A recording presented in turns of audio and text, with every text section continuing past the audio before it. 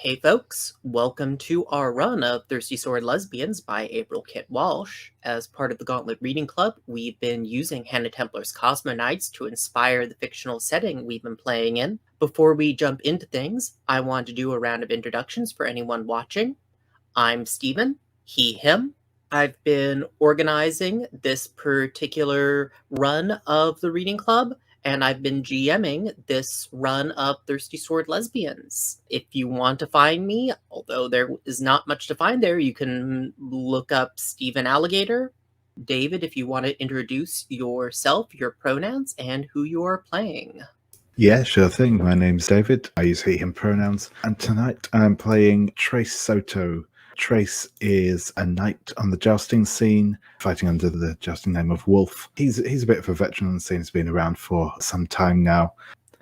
My name is Claire, pronouns she, her. I am playing Freckle, pronouns also she, her. My character is a bodyguard, handmaiden, and clone of Princess Lorelei Aurelian, who is currently struggling back and forth with trying to break free of the sort of toxic environment she grew up in her unhealthy obsession with the princess, and learn to stand on her own, and we will see how that ends up working out in this last session. Hi there, I'm Puckett. I use he, him pronouns. Today I'll be playing designation 5014, pronounced Sola, a AI that was an onboard combat program for a knight who gained sentience due to some wildly implausible interaction of electricity and technology, and took the rest of the suit, finished the joust after her knight was knocked out, and proceeded to go find a more suitable body, then return the knight's suit, and has been traveling about trying to figure out what life means and why all of these people keep doing all of these illogical things that just don't make sense. But I'm open to understanding why for an organic it might make sense. And I'm Lyra. I use she, her, or they, them pronouns, and I am playing Kay, who uses she, her pronouns. Kay is also known, and now publicly known to the rest of the crew, I think maybe with the exception of Sola, as Princess Kira of House Stone. Kay is a runaway princess who is now a mechanic, engineer, all-around technical wizard, and is currently struggling with having reunited with her sister Araminta under somewhat unexpected circumstances. This game is hosted through The Gauntlet. The Gauntlet is an online community mostly focusing on role-playing games of the indie and OSR varieties. Besides publishing a zine called The Codex, it also puts out several podcasts about role-playing games. And of course, it organizes a gaming calendar, which this and many other games are organized through every month. This calendar is open to non-members, so feel free to jump on over there through the link below if you are interested in playing with any of the folks here tonight or any of the other people on the Gauntlet. All Gauntlet games make use of an open door policy. We are all here to have fun and tell a story together. If something happens in real life or you become uncomfortable at the table, feel free to step away as long as you need. No one will hold it against you, and you are free to return whenever you feel ready. If you're able to let the group know if and when you expect to return, that would be helpful for the rest of us in terms of framing scenes, but we understand that sometimes emergencies happen and it's not always possible. Besides the open door, we are also making use of several other safety tools. The first of these is the X card. If at any point something in the fiction is making you uncomfortable, whether it's a particularly violent description or that an NPC has the same name as a friend, feel free to make an X sign with your arms, type X into the chat, or simply say X card. We will stop the fiction and probably ask to clarify what you're X carding, but there is no need to justify it or explain your reasoning beyond that. We will excise it from the fiction and continue. We'll also be using Script Change, which is a safety tool that uses video editing terminology to help us talk about our scenes. The first of these is Pause, which asks us to stop the fiction and check in with everyone that they are happy with where the scene is going. After that is Fast Forward, which asks us to wrap the scene we are currently in, maybe work out in broad strokes what happens, and move on to the next scene. And then there is Rewind, which asks us to return to something that has already happened in the fiction to change or remove it. This might be because someone decides in retrospect that part of the fiction makes them uncomfortable and needs it to be changed, or it might be because we realize there was something really cool we wanted to happen last scene and we want to go back and add it. Finally, there's frame by frame, which asks us to regularly check in during a scene to make certain that everyone is comfortable. I've never used this one, but the way Puckett has sort of described it is that we will be turning the safety tools up to max, checking in regularly, and making certain that everyone is happy with where the scene is at. And it's a reminder to us to tread lightly within the scene for everyone's safety. After script changes, Lines and Veils. Lines and Veils is a document that the table puts together before play begins, in which we list subjects that we want to pay particular attention to. Subjects that are listed under lines are things we do not want showing up in play at all, either described or implicitly. Subjects that are listed under veils are things that we are fine being mentioned in play, but we do not want described in detail or examined too closely.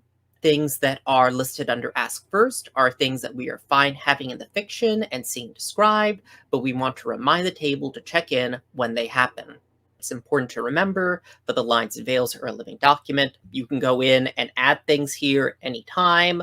If you do it while in the middle of the game, it will be helpful to either message me privately or the group, because otherwise I'm not necessarily going to be looking back to this document except if I need a reminder of what's here. Now, I believe where we left off was that Lord Rudolph had just hijacked the Kestrel, and Trace was suiting up to go on the exterior of the ship and defeat Lord Rudolph's agent. Is that right? Yeah, that was my assumption, yeah. And I think, Kay, you have that hold to spend. Did you have an extra set of armor for one of your companions to also be able to go on the exterior of the ship? Yeah. I think that it's nothing like kind of jousting armor, or at least not yet. I think it's something that I've been working on, just tinkering with. And I would like to offer this to Freckle. Like, offer the opportunity to use this armor to Freckle.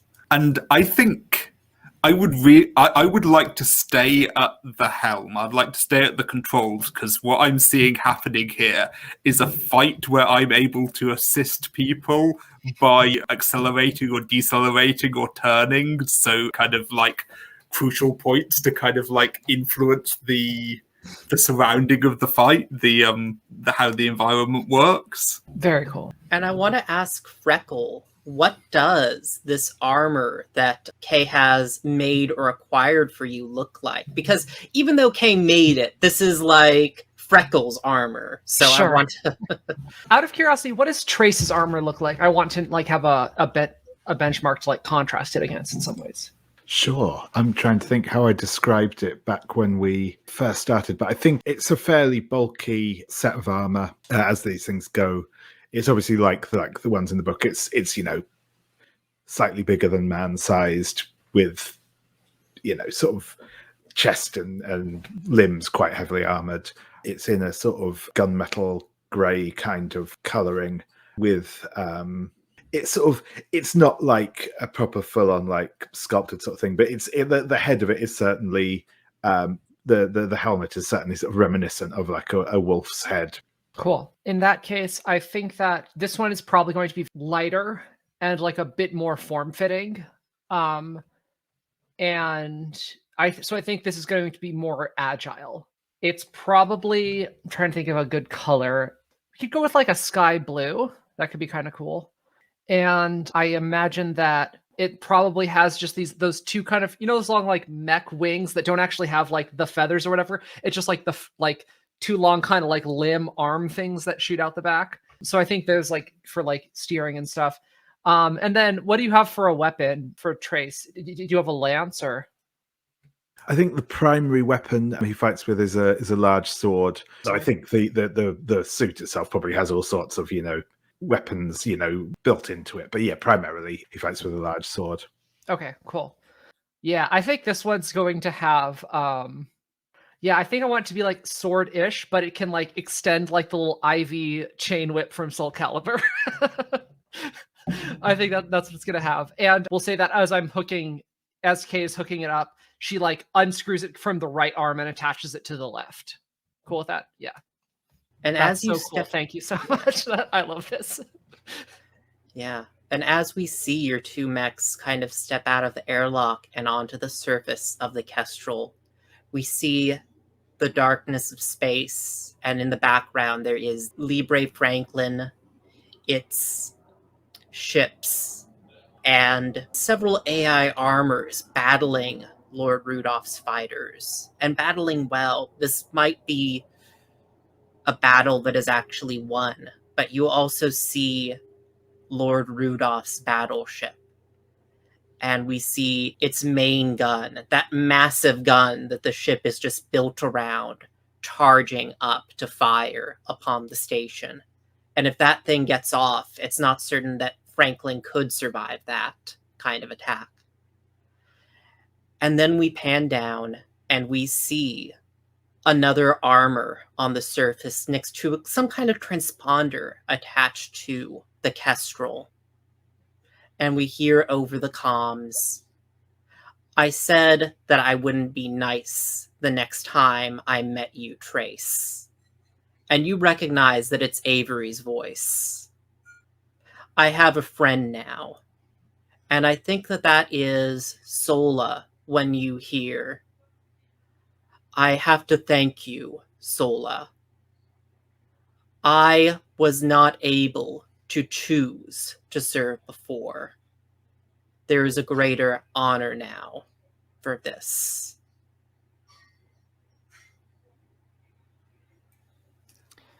You have chosen poorly. And what does Trace do? Trace is going to ready his sword and say, "I can't let you stand in our way, Avery. I don't want to hurt you, but that's likely what's going to happen if we go any further forward with this. So I'm giving you the chance now. Back down and make this easy." It's funny. I was about to say the same thing to you. And then Avery lights up because we established that these AI mechs had like a blaster arm and like a blade arm. And I think that they bring up the blaster arm and start firing along the surface of the Kestrel, like in that kind of, that kind of Gatling gun fire where they go up in like a V pattern towards the target, towards you, Trace. What do you do? Yeah, I think that Trace is going to barrel through the barrage of fire and just basically try and close the distance between himself and Avery.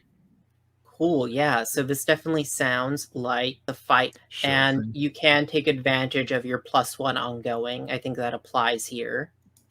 Sure thing. So are you fighting? It sounds like daring. Is that what I think so, yeah. Cool. So yeah, give me a roll with daring with the +1 forward. That's an 11. So I think I'm going to take the first one I'm going to go for is to seize a superior position. I think I managed to get in close enough that the blaster is no longer as effective against me and I can kind of bring my sword to bear. I'm going to create an opportunity, I think, for Freckle to sort of get to the transponder thing. And I am going to, I think, go with the flirt with or provoke your opponent and gain a string on them. And I think as kind of I come in sort of through the blast fire, I think I kind of swing the greatsword at Avery, probably kind of at the arm that got the blade in, and sort of knock them back a bit before kind of pressing on forwards. And I'm just going to say, "You're good. I'd much rather be fighting alongside you than against you, but that can't happen while you're still working for Rudolph." Avery, as they are swinging their blade at you, and I think it's with much more precision and speed than you would expect of just a human, they shout into the comms, "You never knew anything of loyalty, Trace, so don't try to play that card on me now. But I think that you are definitely getting under their skin, and you're distracting them. But I think that it's exactly that like they're putting you onto the back leg with their sword work. And I'd like you to mark a condition. I think I'm going to go for that guilty again. It feels appropriate here. And as their blade keeps falling down into this dance between them and Trace, Freckle, you can see that their attention is off of you. What do you do? So if I'm correct, Trace has kind of pulled them off me, and so there's a bit of a clear path. Is that the idea? Yes. Yeah. So no one is currently going for the main gun, so that kind of seems like probably I could go mess that up, or... The main gun is very big, so you'd have to explain to me, like, what that... Like, it's not nearby. It'll be a multi-stage process. It's not like in one roll now we did it. You know what I mean? But like, if that's... Cool. Because I feel like that's kind of arguably potentially the ultimate goal. Right. So I think I'm going to head over there and then start seeing what, if anything, I could do to, damage that or delay it or make it harder to use. Yeah, what you notice is that Rudolph has the Kestrel flying on a direct course at the ship. If you were... It would mean sacrificing the Kestrel, but if you were to angle it in just the right way, you could send the Kestrel colliding into that cannon. So I am going to contact Kay then and relay this plan and say, like, hey, I think the main gun is going to be kind of getting rid of, that's the goal here, but I don't think we have any weapons big enough to take it out, apart from maybe the Kestrel itself. I think Kay just swears and kind of like then realizes the kind of stakes here and says, okay, whatever. Once we get the course locked in, it's a straight shot. We'll have enough time to get off. Okay.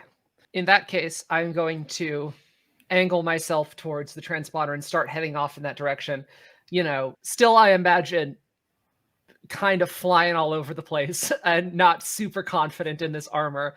And like, I'm doing all right, but I imagine that if Trace sees me, he's like, so inefficient, like wasting so much fuel or whatever. And like, just the way I'm just like going all over the place in very, it has been a very long time since I've looked this undignified. Normally I try to be, I've not been doing a new thing in a very long time. Normally I'm very put together. So. And I think I want to treat it also as a fight roll. I sure. think that you'll be able to do it. And are you doing with daring or grace? I'll try to do grace if I can. Sure. Take +1 forward because Trace created this opportunity for you. All right, cool. So I will change my modifier to +3. All right, so I rolled a 7 and I have my +2 for grace, +1. So that is a 10. Wow. Yeah, so you get to choose 3, and I will choose 1 to apply to you in response. Okay. One other thing is when I fight someone who is watching, I get a string on them because that's one of my... I guess inflict a condition, create an opportunity for an ally. I think that what's going to happen is when, the transponder is starting to, like, I don't know if it's like blowing up or getting damaged in some way, that could distract Avery to give Trace like a free shot. You know what totally is happening here? I think that as you are like messing with it, Avery raises their blaster towards you and starts firing off. And are you able to like dance between the transponder and Avery so that they're actually like firing on the transponder? Oh, that'd be great. Yeah. I like that a lot. And then take an object. I don't know how you want to. That could be destroying the transponder, sure. Okay. And then could the condition be inflicted on Avery then? That's what I was going to do. Right. I think Avery sees what you're doing and, as I said, is kind of firing this blaster. And a lot of these shots are just barely. If you weren't as graceful as you are, I think that you probably would have been, shot down several times over. And again, this is Avery working with an AI, so they are just firing with a precision unbelievable in a human. And I'd like you to mark a condition as well. Okay.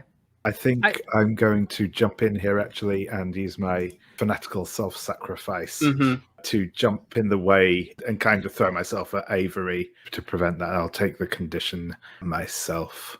Oh yeah, I think that maybe like they're like one of those blaster shots is about to fire into Freckle, but we see you transpose yourself, and there's just like a burning energy like sear coming off of one of your shoulders. Awesome. And I'll take angry, I think. Cool. And if it's all right with you, Trace, because of my impressive sword play, when I get a +7 to fight, I can get a string on someone who's present. You're all right with me getting another string on Trace for my cool... Sure, yeah, absolutely. Right. So, and then ask the player what it is about you that has impressed or intrigued them. Yeah, I think it is obviously the actual moves and stuff themselves are impressive. The way that you kind of dodged fire is great, but I think the thing above all else that impresses Trace is the fact that you have come out into, live fire for sort of the first time, and I think that's the thing that really impresses Trace. As Avery is firing off wildly, screaming at Freckle to just stop dancing around, I think that this transponder just like we hear we see an explosion, but we don't hear it because it's in like space, and smoke is just trailing off of the Kestrel. And I think, Sola, from your perspective, you see the Kestrel's systems going wild with damage reports that if you don't intervene here, it looks like the Kestrel may fall apart before it even reaches its target. What do you do? The ship has to have some sort of auto repair protocol, correct? Mm-hmm. Sure. Yeah. So I think what I'm going to do there is, I'm already connected to the ship through Kay's favor, correct? So I'm going to try to access the repair protocols on the ship and optimize them for basically mission critical functions. As Sola is trying to repair the ship, I did want to turn to Kay. What is Kay doing? So Kay has gone across to Lorelai's room that she is locked in, and I say, "Hey, listen up, sis. You have precisely two choices here, and one of them I don't recommend." And I hold up to the glass door a simulation of like the trajectory, kind of like it's the classic battle simulation of the Kestrel on a trajectory into this weapon. And I say, "So I reckon you're coming with me. Agreed?" Lorelai lets out a sigh and says, "Fine." And she tosses the energy ring down at the floor. And I think that Mouse comes out of a little hatch that opens in her room and scuttles and takes the energy ring. And then I kind of almost not quite take Lorelai by the scruff of the neck, but it's clear I'm hurrying her along and kind of almost kind of chuck her into an escape pod which has room for two in it. And I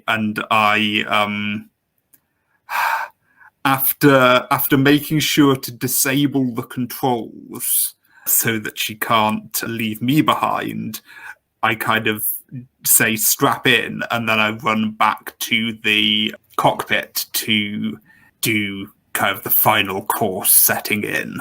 Yeah, and I think to rewind, probably room for 3, because I think Amor is still on the ship as well. Oh, since she was of helping you. course. Yes, Yeah. yes, room for 3. Room for Yeah. 3. And I think That's fine. She's not I important. think I meet Amor in the cockpit, and I'm like Well, are you ready to do the stupidest plan I've ever been a part of? and I think I laugh and say, hell yeah. Cool. And so if you could give me a roll here, Kay, we are going to make this a fight roll, and Sola can help here. What is Kay rolling with?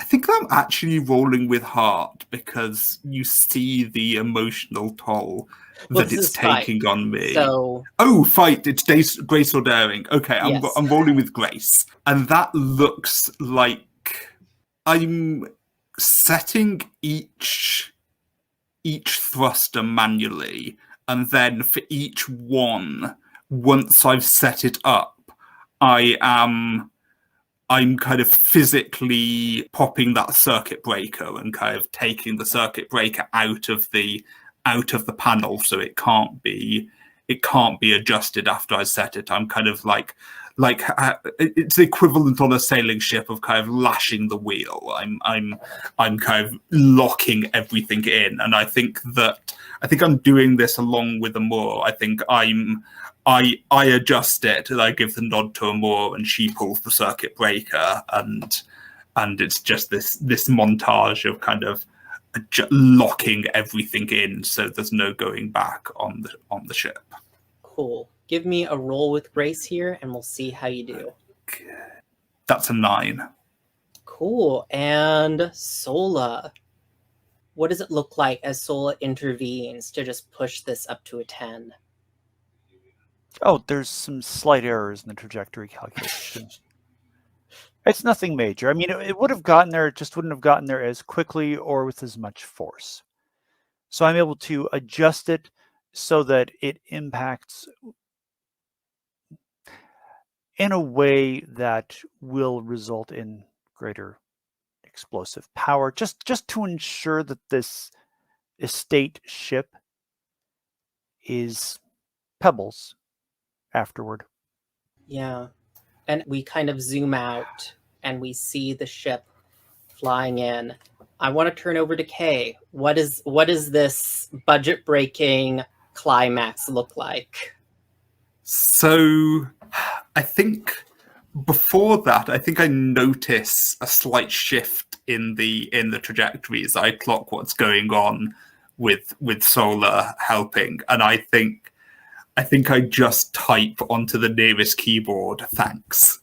I'm staying on the final adjustment, just kind of making sure it's all dialed in, and then just as I think we're doing kind of fast cuts from the ship, kind of getting closer and closer to this gaping maw of the battleship, and myself and Amor kind of waiting for the last second, and I lock the final one in, and then it's both of us running side by side, diving into the escape pods, and just as the ship disappears into the shadow of the battleship, I think we see this bright spark of the escape pod launching backwards, and I think we see the explosion as the Kestrel hits the ship from the perspective of this escape pod going backwards. It's a spaceship equivalent of the slow-mo walk away from the explosion without looking back. Great. I think that the thing we will end this on is that you get a message as the last moments from Lord Rudolph. Well played, Kay. I taught you well. And I'm going to inflict a condition with that last moment before we fade to black. So go ahead and mark that. So yeah, as we flash to after the battle, I'm wondering, we have a few. I kind of want to jump into sort of going to the epilogue scenes here. Let's kind of going clockwise. I'm wondering, where do we see Kay? So I think I'd like to do a very quick, immediate epilogue, and then Sure. So I think this is still in the escape pod, and I think I turn around to Lorelei and say, "You put a lot of people I care about, a lot of good people, at risk. I don't care what you do. I don't care where you go. But you are staying the hell away from me and my friends." And then I send over the space equivalent of a bus ticket out of town. Like, it's like, just, I'm kind of saying, just leave, just go.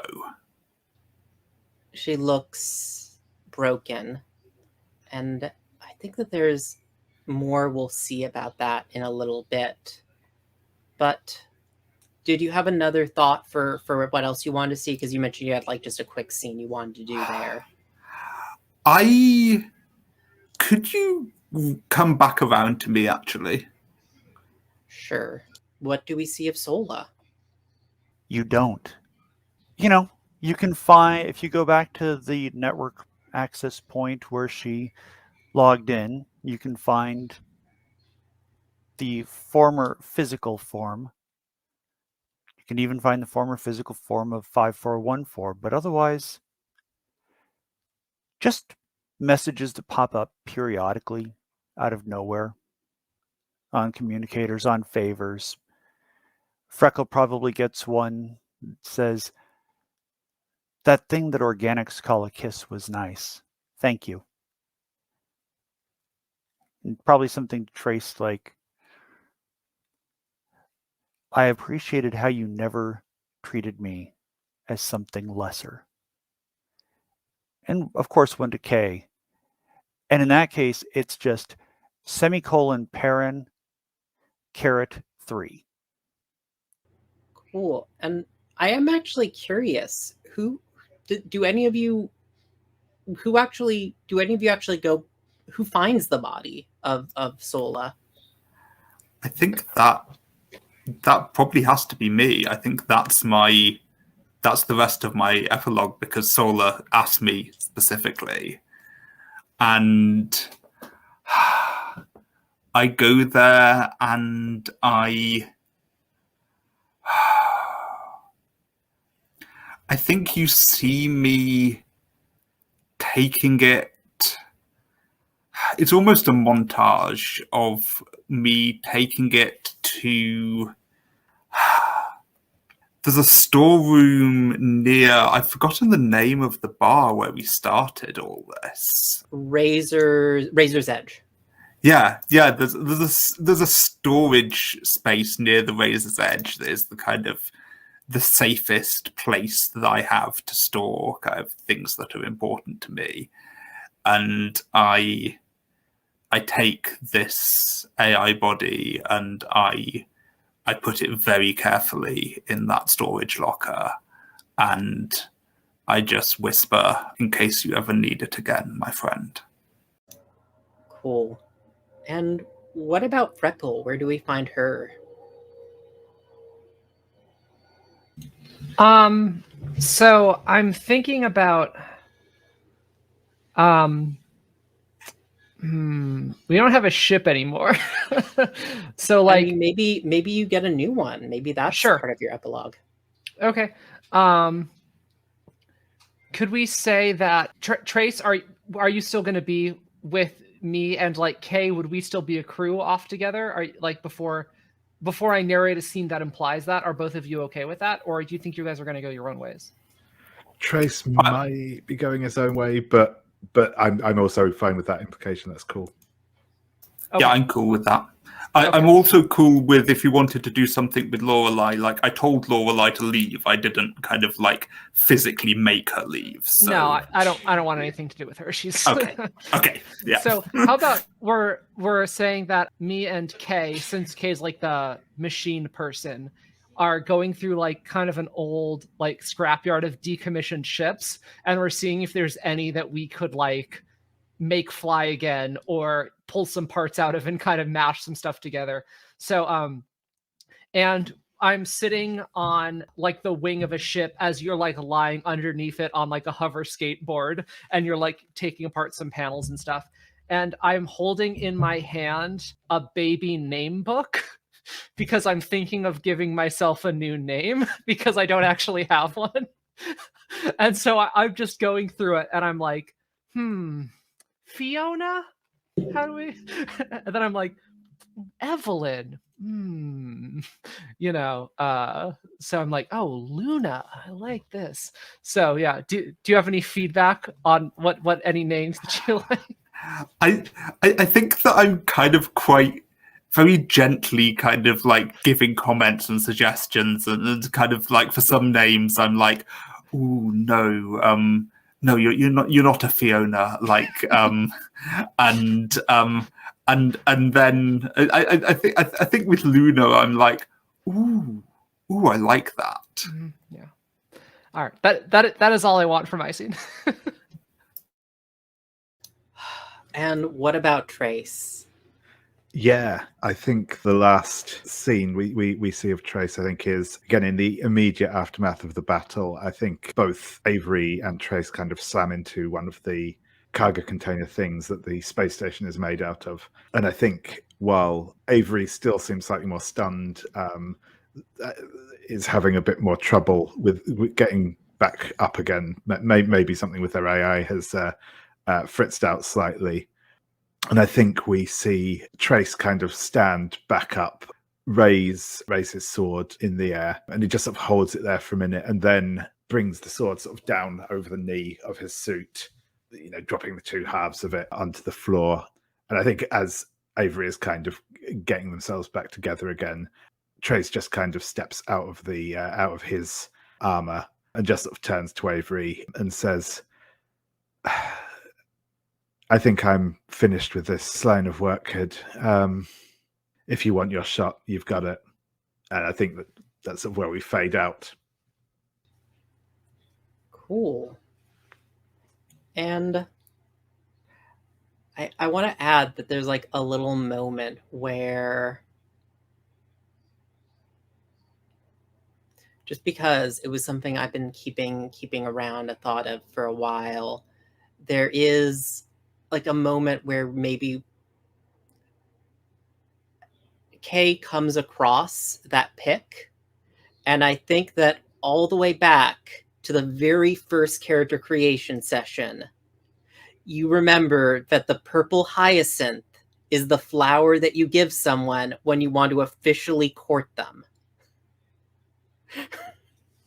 Because that was something you had said all the way back, but Trace just didn't remember that that's what you're supposed to give someone when you're courting them.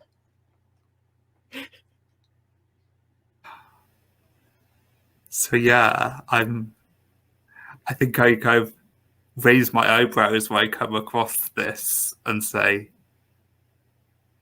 did I meant to give you this?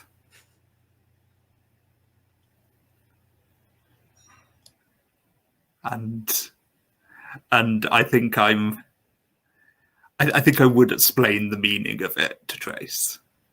And then we shift. And I think that we shift to a long hallway filled with these long glass cylinders, and an old woman is walking down with a cane in her hand. And we are mostly looking at her from behind, and she taps on the glass and says perturbedly, "It seems the Lorelei model has failed. Beta seems to have proven unusually capable. You will retrieve her for me. And the camera turns, and we see that there are two women that look very much like Freckle. One has a long burn scar along the right side of her face, and the other has a shaved head. And we know they're Alpha and Gamma. And they say, "Yes, Lady Aurelian." And we turn the camera back up to the woman. And we realize then that this woman is not just Lorelai's mother. She is an older version of Lorelai. And I think that that is like the season cliffhanger there. And that is where we end things. Thanks everyone for playing. I had so much fun with this. I will be taking us off air now, and we will be doing Stars and Wishes and a debrief. Well, not wishes, but Roses and Thorns and a debrief. And thanks anyone who went all the way with us through this. I had a great time. I will be seeing you all some other time.